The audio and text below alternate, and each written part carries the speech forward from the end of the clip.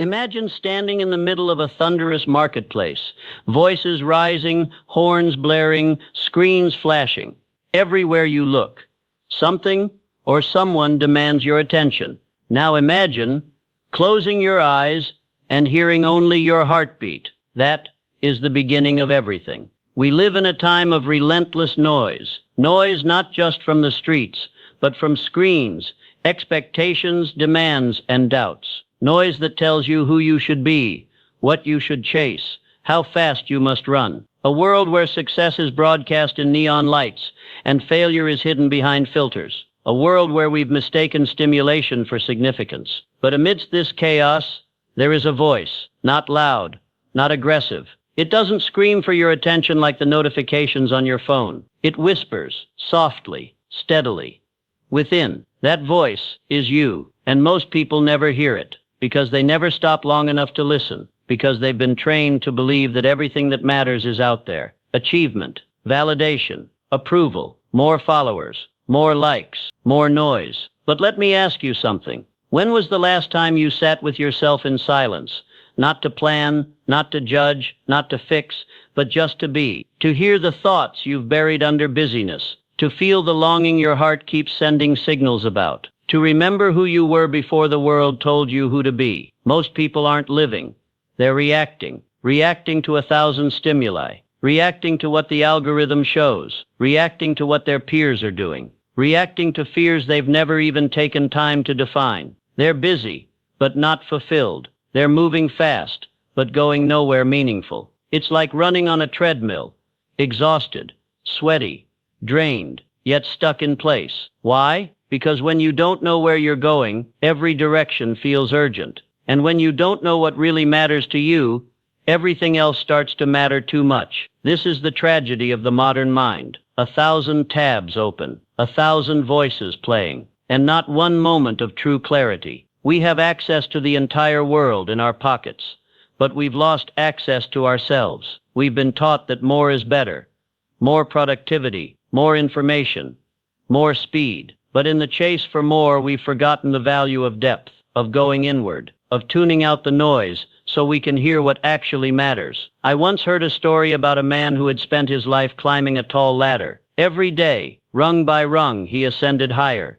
Career, money, success, until one day he finally reached the top, only to discover his ladder had been leaning against the wrong wall. That's what a life without focus feels like. You achieve everything the world tells you to, but none of it feels like yours, because it was never built on your truth. It was built on noise. But there is another path, a quieter one, a braver one, the path of intentional focus. It starts not with doing more, but with listening more, not to others, but to yourself, your values, your longings, your essence. It begins when you choose silence over scrolling, reflection over reaction, depth over distraction. It begins when you stop trying to be everything and start becoming yourself. This video is not just about productivity or goal setting. It's about spiritual alignment. It's about mental sovereignty. It's about reclaiming your power to choose what matters and to release what doesn't. Because the truth is simple. You cannot hear your calling if you're tuned into everyone else's frequency, and you cannot build a meaningful life if you're living by someone else's definition of meaning. So in this journey we are about to take together, I invite you to turn down the volume of the world and turn up the voice inside. The next chapters will challenge you. They will ask you to let go, to think, to feel, to return, not to who you were told to be, but to who you were meant to be. Let us begin. Distraction doesn't just steal your time, it steals your life and convinces you it's no big deal. It starts small. You glance at your phone, a quick scroll, a message reply, an article here, a reel there. It feels harmless, normal, a break, but 1 hour becomes 3. A moment of curiosity becomes a habit of escape. And before you know it, the day is gone, the week is gone, a year passes, and the life you meant to live is still on hold. This is the hidden cost of distraction. Not that it pulls you away from your tasks, but that it pulls you away from your purpose. Distraction is seductive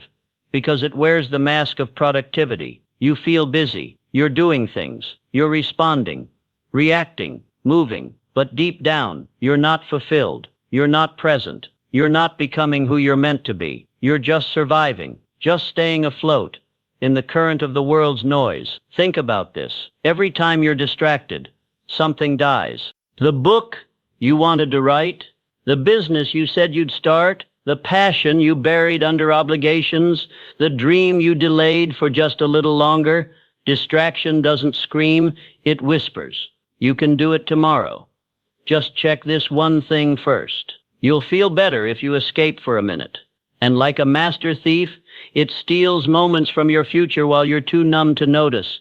But distraction doesn't only steal your time, it erodes your identity. Because with each day you live in reaction, you forget who you really are. You become shaped by the world, rather than shapers of it. Your thoughts are no longer your own. They're fragments of everyone else's. The average person today consumes more information in 24 hours than someone 200 years ago did in an entire year. But are we wiser, more grounded, more alive? No. We're overwhelmed, disconnected, mentally fatigued, emotionally disoriented. We've traded depth for speed, substance for stimulation, clarity for convenience. Let me tell you something that should shake you. Your destiny is being auctioned off to the highest bidder of your attention, and most people are selling it cheap. Every click, every scroll, every like. It's not free. You're paying for it with the only currency that truly matters: your time, your focus, your soul. Distraction is not just an inconvenience. It is a spiritual enemy, because it keeps you from sitting with your pain, from facing your truth, from aligning with what truly matters. It keeps you running from discomfort, when discomfort is often the doorway to your deepest growth. Consider this. The greatest thinkers of history, Da Vinci, Marcus Aurelius, Helen Keller, Nikola Tesla, Viktor Frankl, they all had one thing in common: time to think, space to feel, silence to create. They guarded their inner world. They knew that distraction is not neutral. It shapes the quality of your thoughts, and therefore the direction of your life. So what's the cost of distraction? It's not just lost hours. It's lost years. It's lost potential. It's relationships neglected. Ideas never born. Purpose never lived. It's living a life that feels busy, but never becomes beautiful. But here's the good news. Awareness is the first act of rebellion. The moment you recognize the cost, you can begin to reclaim your time, your energy, your mind, not by becoming perfect, but by becoming present. Because every time you say no to a distraction, you say yes to your destiny. In the next section, we'll talk about exactly how to do that, how to define what matters most to you, so you're not just running from distractions, but running towards something meaningful. Because if you don't define what matters, the world will do it for you. And it rarely chooses what's best. You are not overwhelmed because you have too much to do.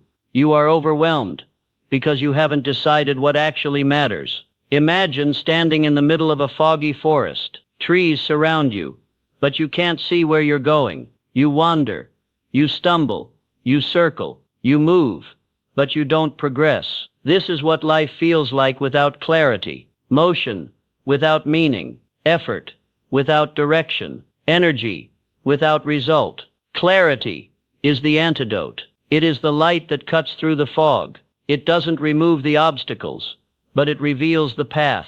Most people are not suffering from a lack of ambition. They are suffering from a lack of clarity. They're trying to succeed in a game they haven't defined. They chase goals that sound impressive, but feel empty. They achieve and feel nothing. They win and wonder why they still feel lost. Why? Because they never took the time to ask the deeper question: what do I really want, and why? Here's the truth. Few are brave enough to face. If you don't define what matters to you, you will spend your life chasing what matters to others. You'll pursue a career because it's safe. You'll stay in a relationship because it's convenient. You'll set goals that look good on paper, but mean nothing to your soul. And you'll wake up one day with a full schedule and an empty spirit. Clarity isn't about having all the answers. It's about asking the right questions. Ask yourself, what do I value more than approval? What am I doing today that honors my future self? If I had 1 year left to live, What would I stop tolerating? What do I want to feel more than I want to be seen? These are not surface questions. They are soul-level invitations. They cut through the noise and expose your truth. And in that truth is your power. Look at any great leader, artist, or revolutionary thinker. They weren't driven by trends or praise. They were driven by clarity. Martin Luther King Jr. didn't say, "I have a vague idea." He said, "I have a dream," a clear, vivid, soul-anchored vision of what mattered. That's what gave him strength. That's what moved nations. Because when you know what matters, you become unshakable. Clarity gives birth to conviction. And conviction is what allows you to say no to distractions, no to comparison, no to the endless noise of shoulds and musts that don't align with who you are. When you are clear, life simplifies. It doesn't get easier, but it becomes lighter, because you no longer carry the weight of indecision. You no longer live in reaction. You live in creation. But clarity isn't something you find in a book or stumble upon in a podcast. Clarity comes from intention. It comes from attention. It requires time, stillness, reflection. You must slow down long enough to ask, what am I building? Who am I becoming? And is this path aligned with the life I want to live? This isn't self-help fluff. It's self-leadership. Because here's the uncomfortable truth. Every day you delay clarity, you risk building a life that doesn't reflect your truth. You may still succeed, but you'll succeed at the wrong thing. And that is the greatest failure of all. So how do you begin? You simplify. You subtract. You strip away every false layer until what's left is real. Not what your parents wanted. Not what society praises. Not what looks good on social media. But what moves you. What pulls you. What matters to you, even if no one else understands it. When you know what truly matters to you, everything changes. Your time becomes sacred. Your relationships become intentional. Your decisions become precise. And your life finally feels like yours. In the next section, we'll move from clarity to courage, because knowing what matters is only the beginning. The next step is acting on it. And that takes boldness. Because the moment you choose what matters, you must also choose to walk away from what doesn't. And that is the price of personal power. Focus is not the art of doing more. It is the discipline of doing less, but with complete presence, unwavering intention, and absolute clarity. We've been sold a lie. The world teaches us that focus is simply about working harder, grinding longer, or managing time better. It's sold in productivity apps, time-blocking methods, and hustle culture slogans. But these are surface-level definitions, tools, not truths. Focus isn't about doing 10 things efficiently. It's about choosing one thing, the right thing, and giving it everything you have. Focus is not multitasking. It's not reacting to everything that pings or dings. And it's certainly not a frantic race to fit more into your calendar. Focus is spiritual. It is the sacred act of alignment, of bringing your thoughts, emotions, energy, and actions into harmony toward a single meaningful aim. When you truly focus, your energy stops leaking into 1,000 directions. You stop being scattered. You become centered, deliberate, calm, sharp. Marcus Aurelius once wrote, "If you are distressed by anything external, the pain is not due to the thing itself, but to your estimate of it. And this you have the power to revoke." He was pointing to a deeper truth. Your power doesn't lie in controlling the world. It lies in controlling what you give your attention to. Where attention goes, life flows. That's why great thinkers, inventors, and leaders have always valued solitude, clarity, and simplicity, not because they feared the world, but because they understood the danger of distraction. Think of Nikola Tesla, who once worked for days in isolation, consumed by a single thought, a single solution.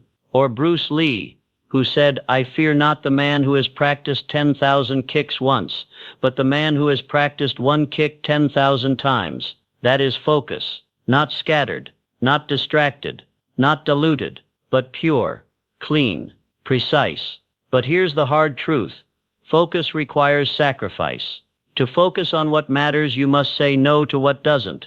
To stay aligned, You must be willing to disappoint expectations that were never yours to carry. You must resist the temptation to chase every opportunity, every trend, every shiny object. You cannot live a focused life and still try to please everyone. You cannot follow your truth and still carry the burden of every voice except your own. Focus demands that you choose, and choosing is painful because it means letting go. But what you gain in return is freedom. Freedom from chaos, freedom from comparison, freedom from being everything to everyone. Focus is not a skill, it's a decision, made daily, lived deeply. It's the quiet power of knowing what matters, and the courage to live by it, even when the world is shouting at you to do otherwise. So let me ask you now, what would your life look like if you gave yourself permission to focus only on what truly matters to you, not what impresses others, not what makes you look good, but what fills your soul, sharpens your spirit, and elevates your being? In the next chapter, we'll explore the price we pay when we don't make that choice, the cost of distraction, and how it robs us of more than just time. It robs us of ourselves. You are not overwhelmed because you have too much to do. You are overwhelmed because you haven't decided what actually matters. Imagine standing in the middle of a foggy forest. Trees surround you, but you can't see where you're going. You wander, you stumble, you circle, you move, but you don't progress. This is what life feels like without clarity, motion without meaning, effort without direction, energy without result. Clarity is the antidote. It is the light that cuts through the fog. It doesn't remove the obstacles, but it reveals the path. Most people are not suffering from a lack of ambition. They are suffering from a lack of clarity. They're trying to succeed in a game they haven't defined. They chase goals that sound impressive, but feel empty. They achieve and feel nothing. They win and wonder why they still feel lost. Why? Because they never took the time to ask the deeper question, what do I really want and why? Here's the truth. Few are brave enough to face, if you don't define what matters to you, you will spend your life chasing what matters to others. You'll pursue a career because it's safe. You'll stay in a relationship because it's convenient. You'll set goals that look good on paper but mean nothing to your soul. And you'll wake up one day with a full schedule and an empty spirit. Clarity isn't about having all the answers. It's about asking the right questions. Ask yourself, what do I value more than approval? What am I doing today that honors my future self? If I had 1 year left to live, what would I stop tolerating? What do I want to feel more than I want to be seen? These are not surface questions. They are soul-level invitations. They cut through the noise and expose your truth. And in that truth is your power. Look at any great leader, artist, or revolutionary thinker. They weren't driven by trends or praise. They were driven by clarity. Martin Luther King Jr. didn't say, I have a vague idea. He said, I have a dream, a clear, vivid, soul-anchored vision of what mattered. That's what gave him strength. That's what moved nations. Because when you know what matters, you become unshakable. Clarity gives birth to conviction, and conviction is what allows you to say no to distractions, no to comparison, no to the endless noise of shoulds and musts that don't align with who you are. When you are clear, life simplifies. It doesn't get easier, but it becomes lighter, because you no longer carry the weight of indecision. You no longer live in reaction. You live in creation. But clarity isn't something you find in a book or stumble upon in a podcast. Clarity comes from intention. It comes from attention. It requires time, stillness, reflection. You must slow down long enough to ask, what am I building? Who am I becoming? And is this path aligned with the life I want to live? This isn't self-help fluff. It's self-leadership. Because here's the uncomfortable truth. Every day you delay clarity, you risk building a life that doesn't reflect your truth. You may still succeed, but you'll succeed at the wrong thing, and that is the greatest failure of all. So how do you begin? You simplify, you subtract, you strip away every false layer until what's left is real, not what your parents wanted, not what society praises, not what looks good on social media, but what moves you, what pulls you, what matters to you, even if no one else understands it. When you know what truly matters to you, everything changes. Your time becomes sacred. Your relationships become intentional. Your decisions become precise. And your life, finally, feels like yours. In the next section, we'll move from clarity to courage, because knowing what matters is only the beginning. The next step is acting on it, and that takes boldness, because the moment you choose what matters, you must also choose to walk away from what doesn't, and that is the price of personal power. You don't grow by adding more. You grow by removing what no longer belongs. We often think progress is about accumulation, more skills, more goals, more achievements, more connections. But the truth is, real transformation doesn't come from what you add. It comes from what you release. To eliminate is not to lose. It is to liberate. Let me ask you something. What if your greatest breakthrough doesn't come from doing one more thing, but from letting go of the one thing that's holding you back? A toxic relationship, a worn-out identity, a false obligation, a fear that no longer fits. Elimination is not weakness. It is wisdom. It's the same principle seen in nature. A tree does not keep every branch. It sheds the ones that are dead, so that life can flow freely to the ones that are living. You must do the same. But this is where most people get stuck. They confuse comfort with alignment. They hold on to the familiar because it's known, even when it's killing their growth. They say, I can't let this go. What if I need it? But the deeper question is, what is it costing you to keep it? Your peace, your clarity, your future. Sometimes the most spiritual thing you can do is walk away. Elimination is not just productivity. It is purification. It is removing noise so that truth can be heard. Removing clutter so that clarity can rise. Removing the old so the new can be born. It is sacred work. That's why monks live in silence.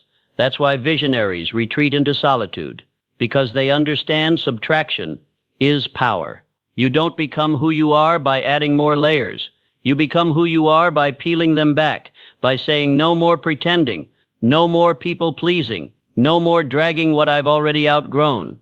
And when you do that, when you eliminate not out of fear but from alignment, you begin to shine with a clarity that others can feel. You become light. You become true. Remember, the heaviest burdens are not always physical. They are the unseen weights, the invisible scripts you carry. I must be everything to everyone. I can't disappoint anyone. I have to keep doing this because I've always done it. These are mental and emotional clutter. They must be released. Elimination is the soul's way of returning to peace. So what do you need to release right now? What are you holding? Not because it's right, but because you're afraid of who you'll be without it. Let it go, not recklessly, but righteously. Let it go because your life depends on it. In the next section, we'll explore how to protect what remains, because once you've eliminated the noise, you must fiercely protect the space you've created. That space, that silence, that sacred focus. It's where your next chapter begins. Focus isn't something you find once and keep forever. It's something you return to, moment by moment, breath by breath. Focus is not a one-time decision. It's a lifestyle, a sacred rhythm, a daily practice. The world pulls at your mind from every angle. Notifications, emails, news, opinions. Every second, something is begging you to forget yourself. And yet, in the middle of that chaos, there exists a quiet power. Your ability to choose where your attention goes. That choice is everything. We often talk about focus like it's a trait. He's naturally focused. She's really disciplined. But focus isn't inherited. It's trained. It's built.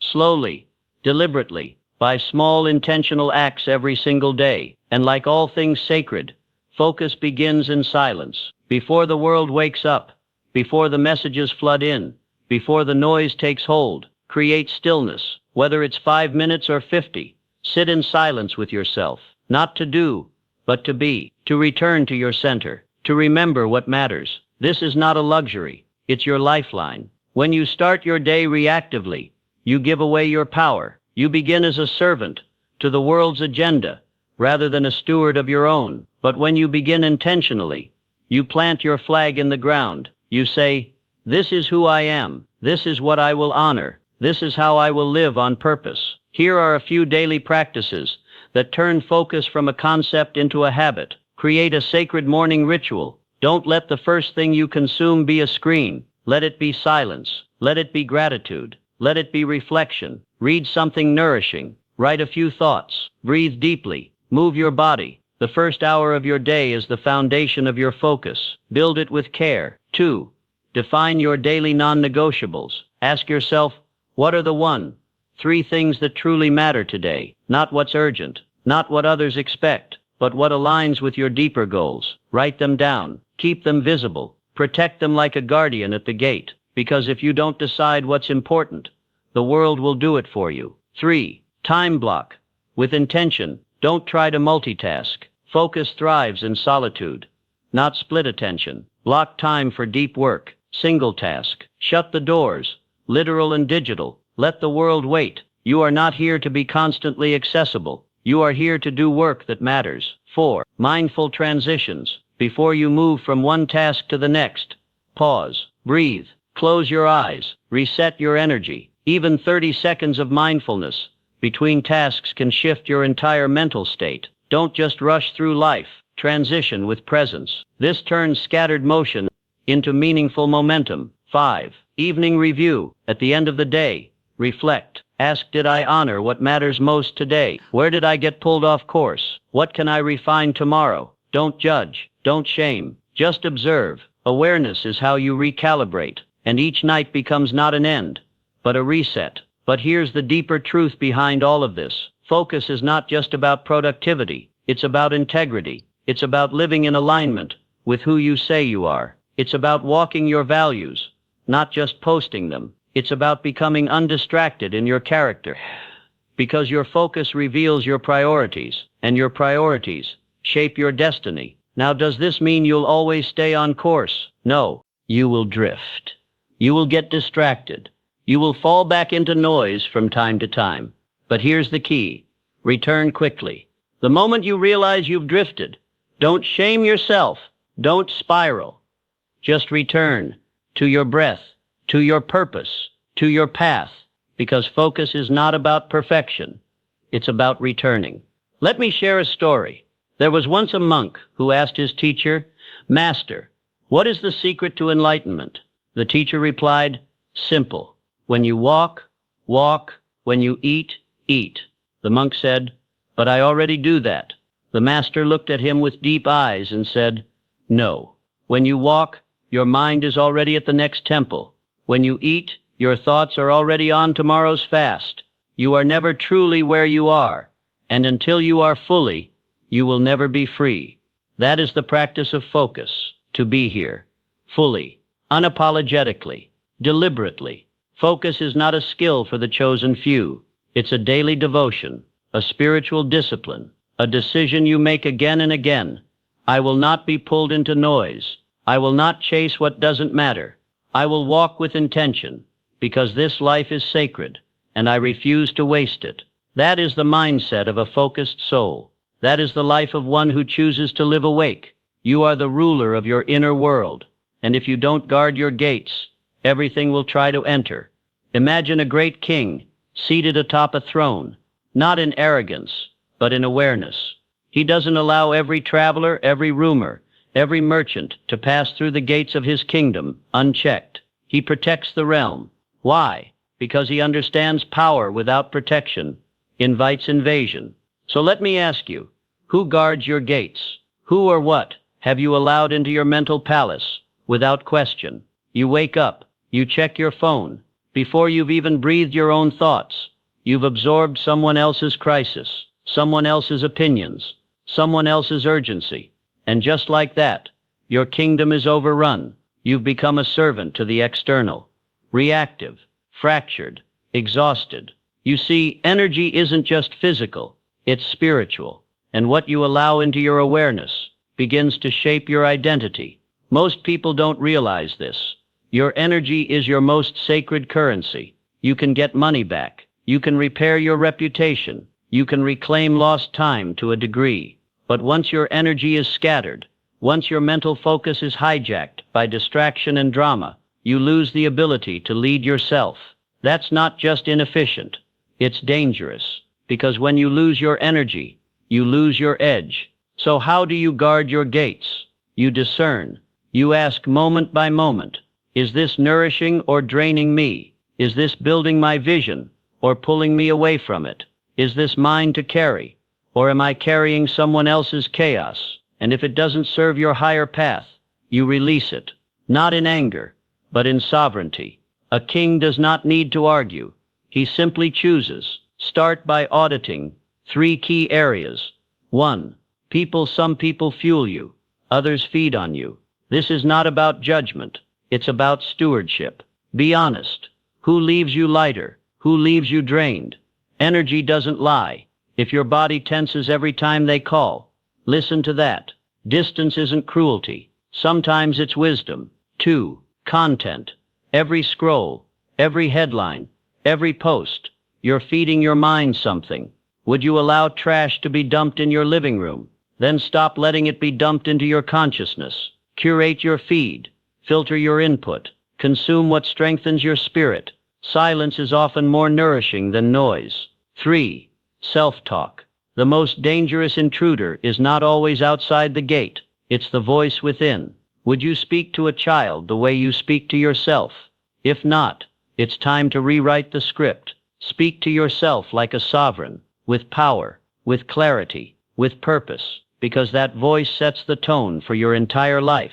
Guarding your energy is not selfish. It's strategic. It's survival. It's saying this life is mine, and I will not waste it on what weakens me. This doesn't mean isolation. It means discernment. It means protecting your peace, like royalty, because you are building something sacred, and not everything deserves access to that temple. In the next section, we'll move into the daily practice of focus, because it's one thing to protect your energy, but it's another to direct it with purpose, and that's where transformation truly begins. Word count, approximately 603 words. Would you like me to continue with the final section? Live like it's already yours. 800 words. You said fall in love with the mission. 700 words. ChatGPT said here is the full script for section 10 of your motivational video. Fall in love with the mission. 700 words. Discipline will carry you far, but love will carry you through hell and back. There comes a point in every journey where the motivation fades, where the applause stops, where the outcome feels far away. And in that place, you're faced with a single question. Do you love this enough to keep going? Because when the work is hard, when the progress is slow, when nobody is watching, only love remains. Falling in love with the mission means this: you're not just chasing a goal, you're becoming the kind of person who lives for the process. You show up not because it's easy, not because it's glamorous, but because it's yours. There's a different kind of power in a person who's moved by mission, not applause. They don't wait for permission. They don't need validation. They burn with purpose, and you can feel it in how they walk, how they speak, how they create, how they endure. The problem is most people are obsessed with the destination. They want the results. They want the status. They want the rewards. But when the road gets hard, and it will, they break, because they never loved the path. They only loved the fantasy. Falling in love with the mission means choosing the grind, the silence, the setbacks, and still showing up with a full heart. Think about the greatest creators, leaders, visionaries in history.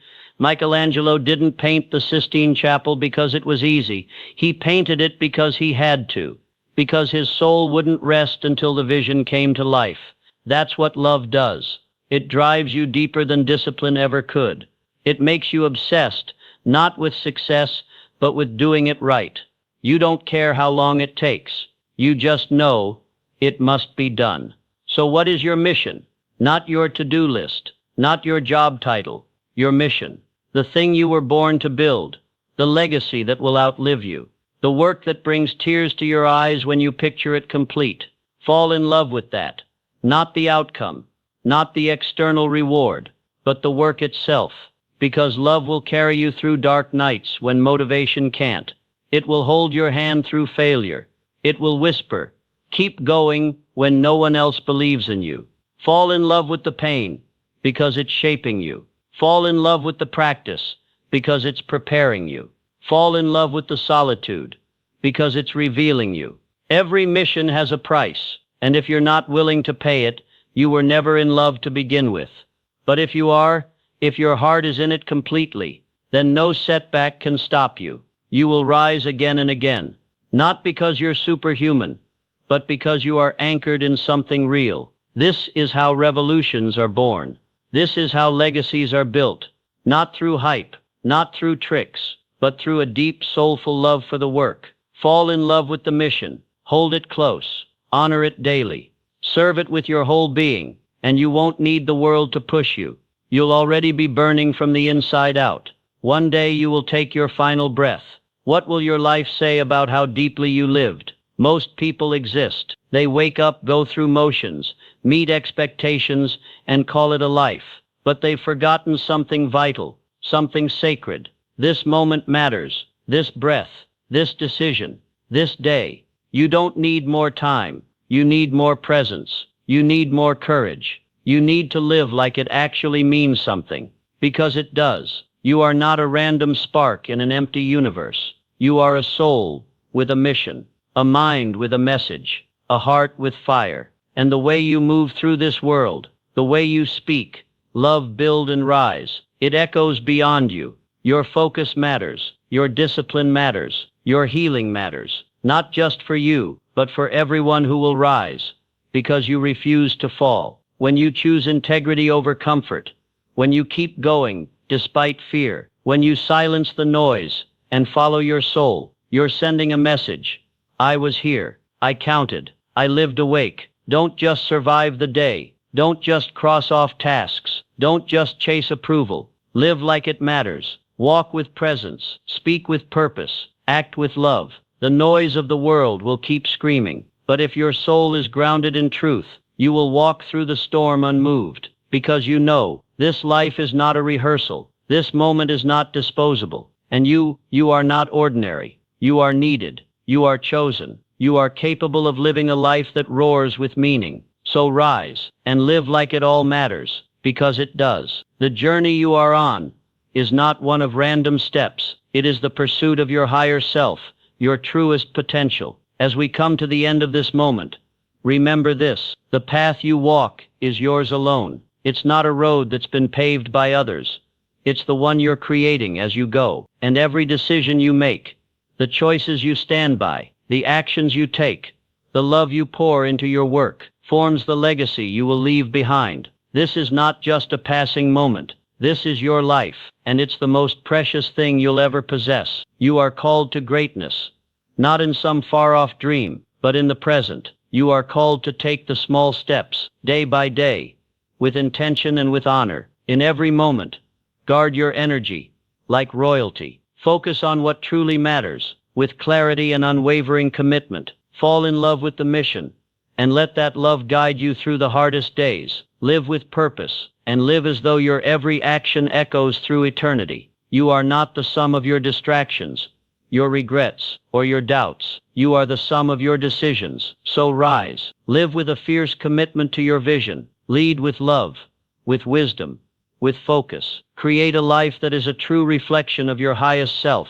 You are more powerful than you think, more capable than you've yet realized. And in every breath, in every step, you have the chance to prove it. Remember, this life is not a dress rehearsal. It is the main event. So stand tall, embrace your power, and live as though it matters, because it does.